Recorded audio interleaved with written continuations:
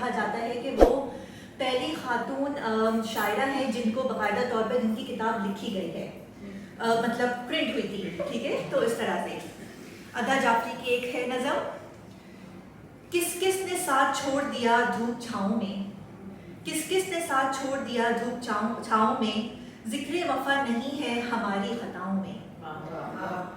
मौज हवा भी रेत की दीवार बन गई, मौज हवा भी रेत की दीवार बन गई, हमने खुदा तलाश किया ना खुदाओं में।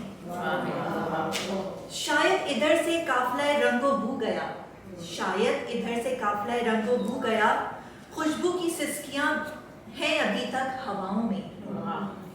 अब के सबा की नरम मिजाजी को क्या हुआ, अब के सबा की नरम मिजाजी को क्या हुआ, बिखरे हुए हैं ताज़ा शगुफ़े हवाओं में।